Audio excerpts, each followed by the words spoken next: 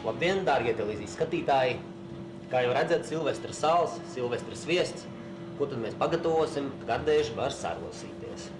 Šodien ar Oļegu pagatavosim kaut ko īpašu. Paldies sālim, paldies arī sviestam. Oļeg, ko tad mēs pagatavosim? Pastāsti. Pateicoties sālim un sviestam. Mēs nomizosim ābolu. Kā mēs nomizosim ābolu? Droši vien pievienojot arī sviestu, Silvestra.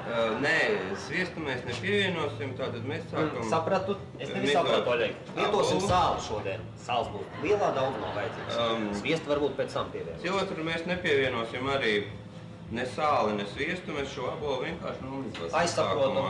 Mizas sālīsim vēlāk, droši vien.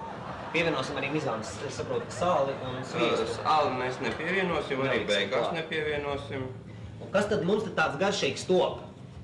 Es vienkārši parādīšu skatītājiem, kā nomizot ābolu. Vai tiešām tev nevajadzēs sāli? Ļoti labs Silvestra sāls, es tev iesaku. Oļeg, pamēģini.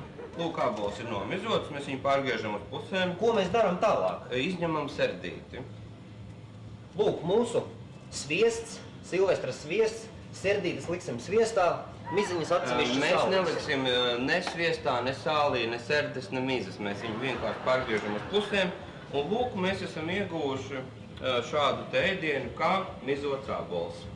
Skatītāji, dārgie, nedaudz uzberam sālīti, iesmēram serdīti ar sviestu un aiziet pa pirmo zortu. Paldies Silvestra sālim, paldies Silvestra sviestam. Bez tā visi nekas nebūtu sanācis, lai jums labi garšo. Un citai reizi.